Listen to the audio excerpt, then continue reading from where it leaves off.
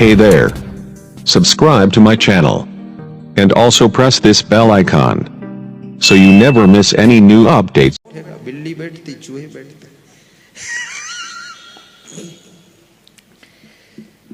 घर में बैठने की जगह नहीं है।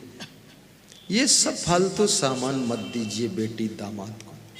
दामादों से भी कहूंगा जितने दामाद बनने की उम्मीदवार हैं ध्यान दें, जितने समधी बनने वाले वो भी ध्यान दें, जितने बेटी के बाप हैं वो ध्यान दें, जितनी बेटियां हैं वो बिल्कुल चौकन्नी होकर ध्यान दें।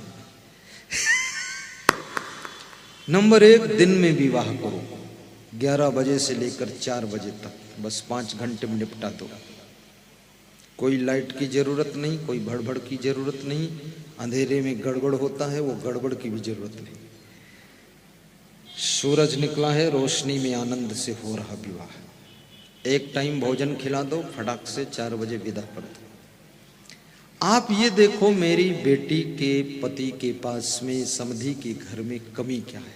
अगर घर नहीं है तो सारा पैसा दूसरी जगह न दे करके उसको घर बनाने के लिए पैसा दीजिए कि आप 2 कमरे बनाइए, एक कमरे में बेटी रहेगी और दूसरे में हमारा समधी रहेगा। घर बनाइए, ये लीजिए 4 लाख। अगर देखो घर ठीक ठाक है, उसके पास गाड़ी नहीं है, तो 7-8 लाख की गाड़ी दीजिए और समधी से सलाह कर लो कि मेरे को केवल 4 लाख देना है, गाड़ी 8 लाख की है, 4 तू लगा 4 मैं लगाऊं, गाड़ी तेरी, पैसा आधा मेरा, जाओ।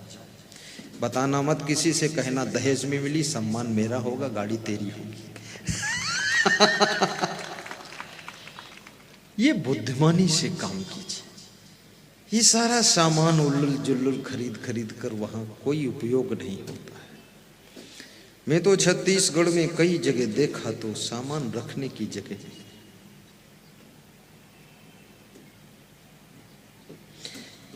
कई बार हमको लोग पधरौनी बुलाते हैं, तो जिसके घर में जाता हूं 15 मिनट के लिए, तो स्वाभाविक है जिसके घर में जाऊं या कोई मेहमान जाए तो नाश्ता तो कराना ही चाहिए, तो नाश्ते का प्रबंध होता है।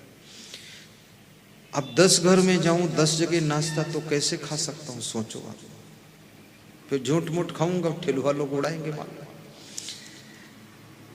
तो मैं कई लोगों को समझा देता हूं, नाश्ता की बजाय तुम नाश्ता में थोड़ा कुछ ले आओ। बोले क्या ले आऊं? तो मैंने कहा सेव फल ले आना बस। बोले केला, अंगूर, अनार, संतरा? हमने कहा कुछ मत लाना। बोले फिर? तो मैंने कहा कि तुम कपड़ा धोने वाला पाउडर ले आना, कपड़ा धोने वाली साबुन ले आओ, नहाने वाली साबुन ले आओ, और 7 जोड़ी चप्पल ले आओ, और 5 जोड़ी इनर ले आओ। तो बोले ये क्या है? हमने कहा नाश्ता के बदले वो सामान दो जो 6 महीने काम आ जाएगा। सही बात, होशियारी इस काम करना चाहिए। तो कई लोगों के समझ में आ जाता, कई के समझ में नहीं आता। अरे बोलते वो भी ले आएंगे, ये भी कर देंगे। तो मैंने कहा भूख नहीं तो इसमें क्यों फालतू खर्च करो? अरे भूख नहीं तो थोड़ा थोड़ा खा लेना। क्या आवश्यकता है तुम्हारे दामाद को, क्या जरूरत पड़ेगी तुम्हारी बेटी को, क्या जरूरत है तुम्हारे समधी को, वो सामान दीजिए। और शादी का मतलब है शादी को सादा ही कीजिए, शादी को सादी ही रखिए, उसको रंग बिरंगा बहुत मत कीजिए। आजकल के फैशन में मैं देखता हूं कि रात में शादी करेंगे तो 20-25 लोग तो लाइट खोपड़ी पर रखकर चलते हैं, डोरी बंधी हुई, और 10-20 लोग नाचते रहते हैं, कूदते रहते हैं। तो वो नाचते हैं तो स्त्रियां खूब देखती हैं, जब उनका पति नाचता है तो खुश होती हैं कि नचा दिया, देखो नाचो। तो जब पति थक जाता है तो उसकी पत्नी स्टार्ट करती कि अब मैं मारती हूँ दमादम मस्त कलंदर, मेरा पहला नंबर।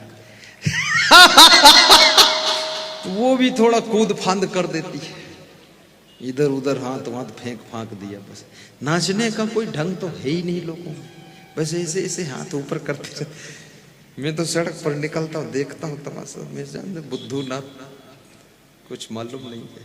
नाचने का ढंग, ऐसे नाच पाओगे? नाचने की कलाएं होती है। नाचने में शरीर को भी बहुत दुबला करना पड़ेगा, फिर वो नाच होता है। बिल्कुल रबड़ की तरह झुकना चाहिए शरीर, और फिर ये शरीर वरीर झुकाना और नाचना और नचवाना, इससे भी कोई फायदा नहीं है। थोड़ा बहुत ढोल ढाल बजा दो, बात खत्म करो, लड़की को विदा करो, फालतू काम मत करो। एक बार भोजन खिला दो और जो लायक है उसको दे दो, नालायक है उसको निकाल दो, बात खत्म, झंझट खत्म करो। अब ये सबको संदेश एक दिया जा रहा है, और ये भी कहूंगा ध्यान देना। अभी मध्य प्रदेश में मैं जहां जहां जाता हूं, लोग पानी की समस्या बताते कि पानी नहीं, इसकी बड़ी चिंता है। राजा साहब ने मेरे से वर्षा ऋतु में हम आए, बोले पानी नहीं, तो हमने कहा पानी बरसेगा। तो आज मैंने पूछा उनसे पानी बरसा, बोले ज्यादा बरस गया, उसमें चौपट हुआ, और बोरों में फिर नहीं। तो मैंने कहा अगले साल बराबर बरसाऊंगा, न ज्यादा न कम, फिर भी बोर में पानी नहीं। हर किसान को चाहिए अपने प्लाट में 20 बाई 20 का एक गड्ढा खोदे, गहरा गड्ढा, और उस गड्ढे में बोर करा दे, और बोर का पाइप थोड़ा ऊंचा रखे, और उसको 20 बाई 20 का या 20 बाई 30 का तालाब जैसा बनाए, और जो वर्षा ऋतु का पानी खेत में बरसे वो सब सिमट कर उसमें इकट्ठा हो, और स्थिर होने के बाद उस बोर का ढक्कन खोलो और उसके अंदर जमीन में जाने दो उस पानी को, उसको बह करके नदी नालों में मत जाने दो, उसको इकट्ठा करके बोर के माध्यम से अंदर जाने दो। जब अंदर सब लोग पानी भेज दोगे तो फिर 8 महीने पानी अंदर से बाहर निकालोगे तो सब फसलें हरी भरी होंगी। ये आपको करना पड़ेगा। आखिर 6-6 साल फसल नहीं होती है, उससे तो बेहतर है थोड़ा खर्चा कर लो।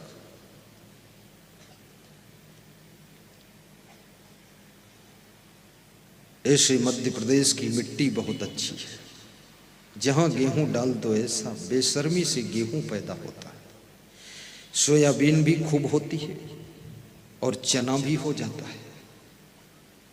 धन्य है मध्य प्रदेश की मिट्टी, और मध्य प्रदेश के लोग कुछ ज्यादा समझदार भी होते हैं, प्रेमी होते हैं। उत्तर प्रदेश के लोग ज्यादा फास्ट होते हैं, यानी उत्तर प्रदेश के लोग कैसे होते हैं, जैसे होते तैसे होते। क्यों बताऊं कैसे होते? क्योंकि हम भी उत्तर प्रदेश के हैं, बदनामी नहीं होगी क्या? इज्जत का सवाल है।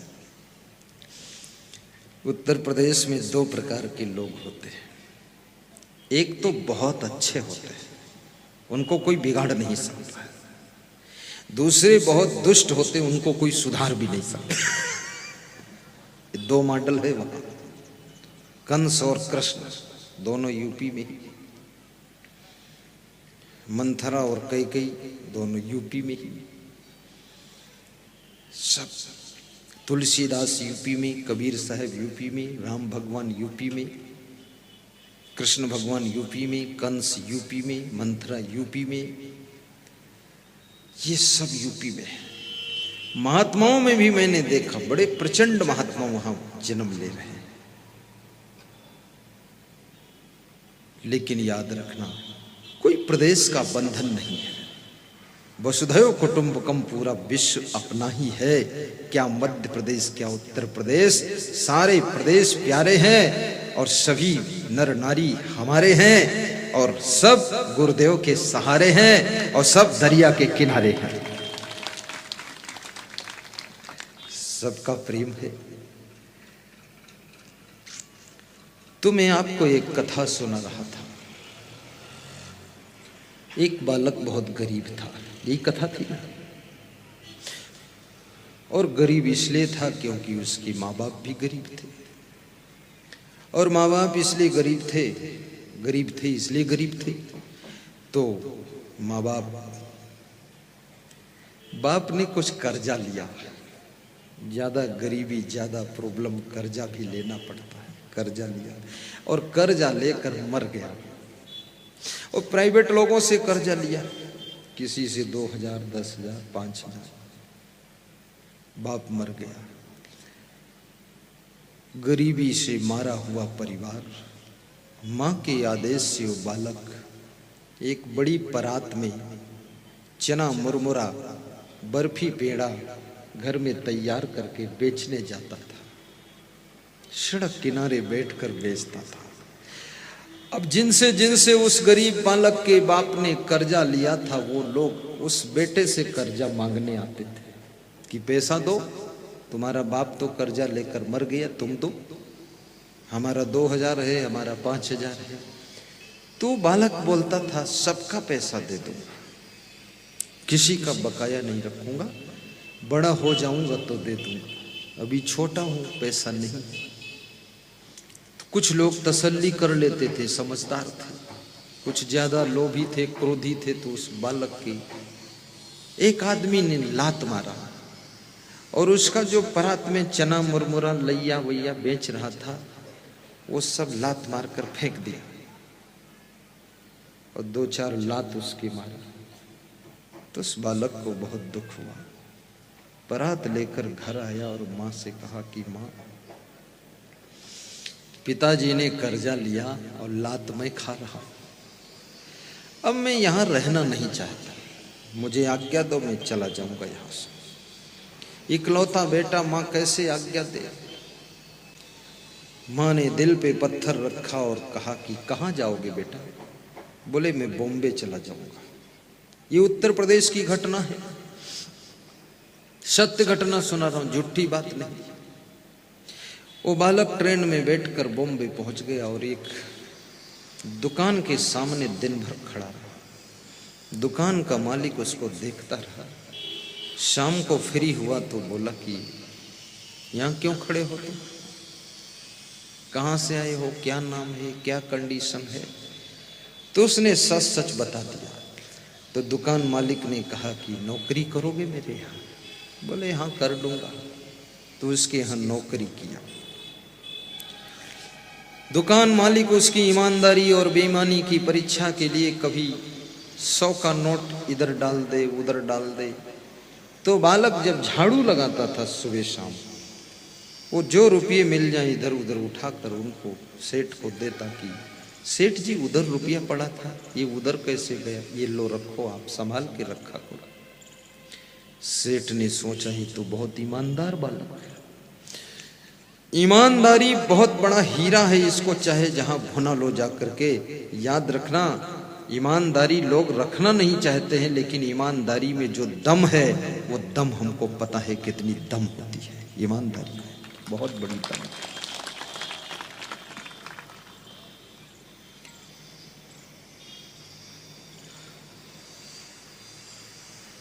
चाहे आप राजनीतिक क्षेत्र में हो, चाहे सामाजिक फील्ड में काम करते हो या घर में हो, ईमानदार का तो प्रभाव कुछ अलग ही रहता है। आश्रमों में भी ईमानदार के हाथ में कमान जाती है। गुरु ढूंढता है कि मेरा शिष्य कौन ऐसा है जो बहुत ज्यादा ईमानदार है। सगे बाप के साथ भी बेईमानी का काम नहीं कराएगा, उसको ऐसी सीट पर बिठाया जाता है। याद रखना, पॉलिटिक्स में भी कोषाध्यक्ष उसको बनाया जाता जो बहुत ईमानदार होता है, पार्टी का कोषाध्यक्ष।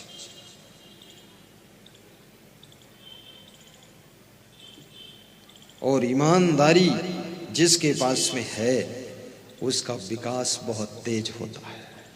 एक एक पैसे का सदुपयोग होता है, पैसा इधर उधर नहीं जाता है।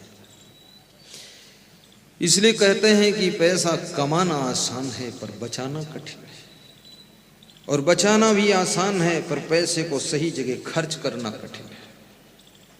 कभी कभी आपका पैसा व्यर्थ की जगहों में खर्च हो जाता है।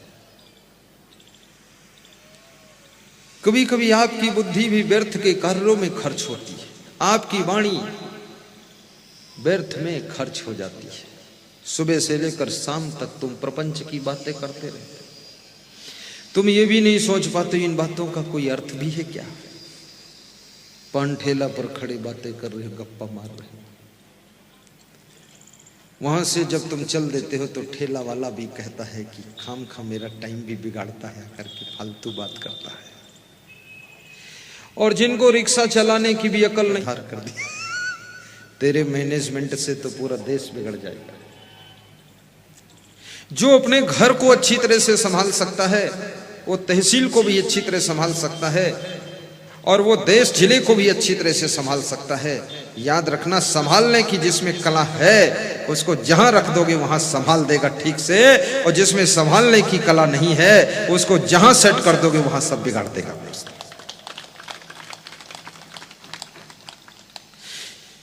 कितने लोग तो अधिकार पाकर के बड़ी बुराइयां सीखते, फिर 7 स्टार होटल में भोजन खाते, अधजल गगरी छलकत जाए, तुच्छ व्यक्ति इतरा कर चलता है, थोथा चना बाजे घना, ऊंची दुकान फीके पकवान। बड़ी रोब लगाते हैं लोग। कितने बड़े पद पर पहुंच जाओ लेकिन आपकी शालीनता और सभ्यता तो आप में रहना ही चाहिए। वो बालक बॉम्बे के सेठ के यहाँ नौकरी कर रहा है। सेठ उस बालक से एक दिन पूछता है, क्या स्कूल पढ़ने जाओगे? बोला, आप जैसा आदेश देंगे पढ़ लूंगा। पढ़ने गए, पढ़ने में टॉप कर गया वो बालक।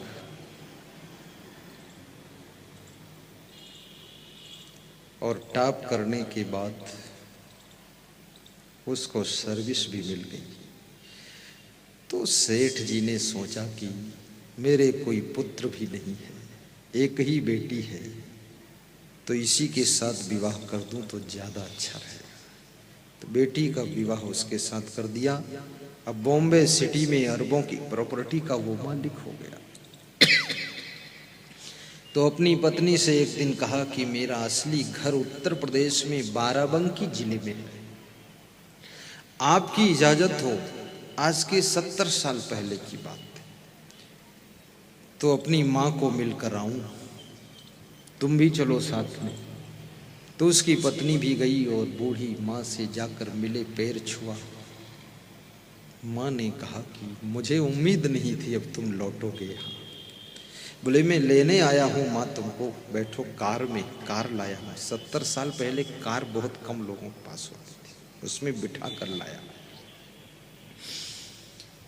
और बोला, जहां मेरे को बाराबंकी जिले में यूपी में लात मारा था लोगों ने, मेरे घर के पास में मंदिर बनाऊंगा भगवान का, और मंदिर का जो गेट होगा वहां मेरी मूर्ति लेटी हुई बनेगी, और उस पर जो पूजा करने आए वो अपनी लात मेरे ऊपर रख करके तब मंदिर में जाएं। ये लात मार की खाने वाला व्यक्ति आज बॉम्बे का बहुत बड़ा सेठ हो चुका है। आज भी वो मंदिर है और उसकी मूर्ति बनी हुई है। मेरे गुरु ने एक कथा सुनाई थी, उसका नाम था मोहन सेठ। उस बालक का नाम मोहन सेठ था। अब सोचिए किसका भाग्य क्या हो सकता है। मां के चिंता करने से भी बेटे का कुछ होने वाला नहीं, बाप की भी चिंता करने से बेटे का कुछ होने वाला नहीं। तुम अच्छे संस्कार दो, अच्छी बातें बताओ, अच्छी सिचुएशन में रखो, उसके लिए अच्छा सब सिस्टम बनाओ, लेकिन उसका भाग्य और उसका कर्म उसको प्रभावित करेगा। किस बेटे की किस्मत में क्या है तुमको क्या पता है। अभी स्कूल पढ़ने जाती है, बासी रोटी खाती है, फिर से आती है, भूखी है। बेटी को तुम कहते हो तुम्हें कुछ मालूम नहीं, सहूर नहीं है। हो सकता वो बेटी उम्र बढ़ने पर न जाने कितनी बड़े घराने की बहू बन जाएगी। क्या उसके भाग्य में सितारा उदय होने वाला है। इसलिए आपके घर में बेटी का जन्म हो तो भी ये मत सोचना ये बेटी है इसको निपटा दो, निपटाने की जरूरत नहीं।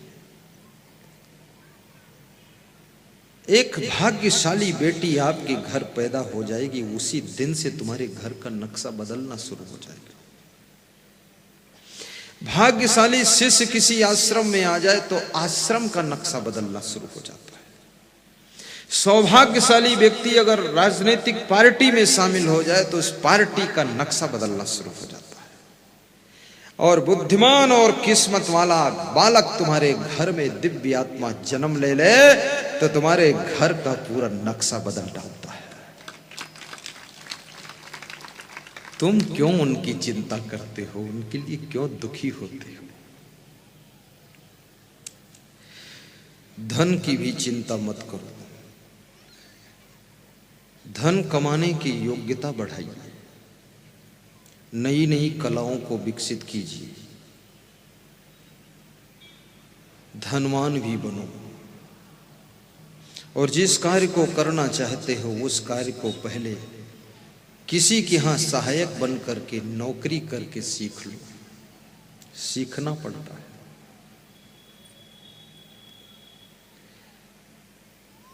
मनुष्य एक ऐसा प्राणी है जिसको सब सीखना ही पड़ता है। अभी इतनी महिलाएं, ये कलाकार बैठी, इतने पुरुष ये गुणवान बैठे हुए हैं, मरने के बाद सारी कला भूल जाती है। अगला जन्म होगा तो फिर से सीखना पड़ेगा। न रोटी सेकना आएगा, न सिलाई मशीन चलाना आएगा, फिर से ट्रेनिंग लेनी पड़ती।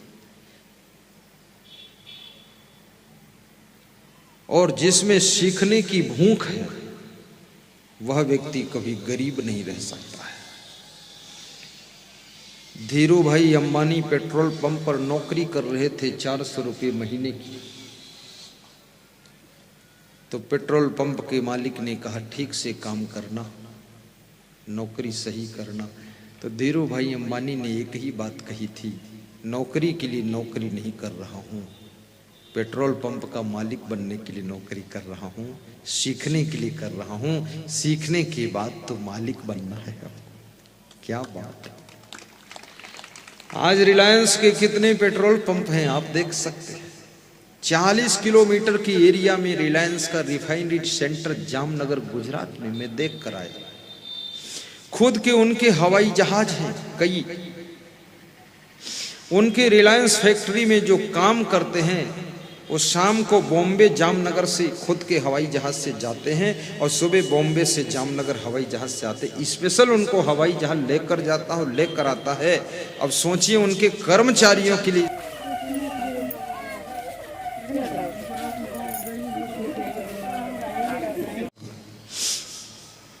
पति पत्नी कलह कलेश मत करो, जो है उसमें संतोष करो और प्रेम से रह लो। साड़ी के लिए लड़ाई मत करो, गले के हार के लिए पति का गला मत दबाओ, अंगूठी के लिए पति के हाथ की अंगुली मत तोड़ो, नखरे मत करो कि हार नहीं होगा त्योहार नहीं होगा। ये सब लफड़ा खत्म करो। मोटरसाइकिल पर भी बैठकर चले जाओ, कभी जरूरत पड़े ऑटो रिक्शा में भी बैठ जाओ।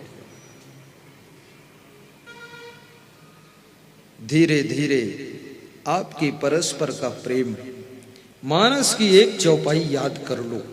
अमीरों के लिए भी, गरीबों के लिए, सबके लिए XYZ ये फार्मूला लागू होता है कि जहां सुमति तहां संपत्ति नाना, जहां कुमति तहां विपत्ति निधाना। भाई भाई लड़ोगे, देवरानी जेठानी लड़ोगी, और याद रखना पति पत्नी झगड़ा करोगे, बाप बेटे मनमुटाव रखोगे, गुस्सा से भरे रहोगे, आपके घर में दरिद्र आएगा। कभी अधिक मेहनत करना पड़ जाए तो भी नाराज ना हुआ करो। कभी सोने को कम मिले तो मुंह फुलाया ना करो, और कभी ज्यादा आराम करने को मिले तो पड़े मत रहा करो, कोई नया काम शुरू कर दिया करो। और कभी खाने का अवसर न मिले, लेट खाने को मिले तो दुर्गा के नाम से व्रत समझ लिया करो। और कभी ज्यादा को खाने को मिले तो अपने आप त्याग कर दिया करो, कम खा लिया करो। और कभी याद रखना पानी पीने का 1 घंटे वक्त न मिले तो निर्जला व्रत समझ करके मुस्कुरा दिया करो। हर कंडीशन में अपने को सेटल करना सीख लिया करो तो जिंदगी में उन्नति भी होगी और शांति भी होगी। कभी भोजन बनने में देर हो, अपनी वाइफ से कह दो केवल रोटी बना दो और टमाटर काट दो, उसमें हरी मिर्च काट दो, नमक डाल दो, बस रोटी और टमाटर के साथ खा लेंगे। सब्जी बनाने में आधा घंटा देर होगी, छोड़ो लफड़ा, खत्म करो काम, निकलो बाहर जल्दी।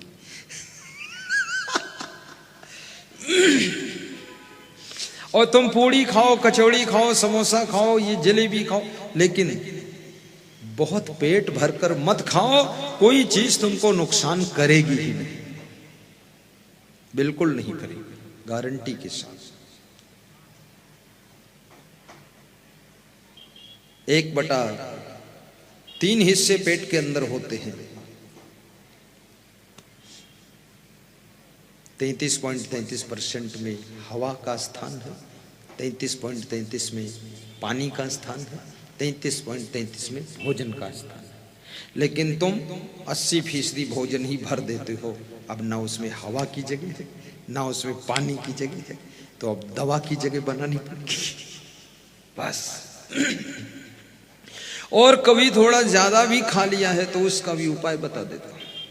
फिर थोड़ा बिस्तर पर लेट जाइए, 2-4 करवट ले लीजिए, फिर उठिए, आधा घंटे बाद पानी पी लीजिए 4 घूंट, फिर थोड़ा लेटिए, फिर 4 घूंट पीजिए पानी, और फिर उठिए, फिर जोर से हंसिए।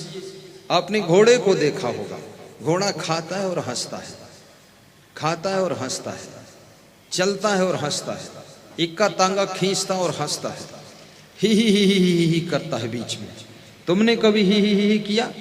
तुम तो ऐसे मुंह बंद करके रखते हो। हंसने से सारा हाजमा ठीक हो जाता है। और सास बहू बैठकर साथ साथ हंसो तो क्या पूछना है, घर में स्वर्ग आ जाएगा। पिता पुत्र साथ साथ हंसो तो बहुत सुख मिलेगा। पति पत्नी एक साथ हंसना सीख लो। पति पत्नी जब शादी होती है, शादी के पहले एक दूसरे को देखकर मंद मंद मुस्कुराते हैं कि आने दो सावन की बहार। और जब शादी हो गई तो पति और पत्नी एक दूसरे को घूर कर देखते हैं कि निपटा दिया मेरी जिंदगी को बेवकूफ कहीं कहीं। सब दुखी है, दुखी संसार है गुरुवर, मुस्कुराते रहो, बहुत सुंदर, गुनगुनाते रहो। तुम तो बैठे रहो सत्संग सुनते। अगर अच्छा लगा तो like share comment and subscribe जरूर करें। जय हिंद, जय भारत।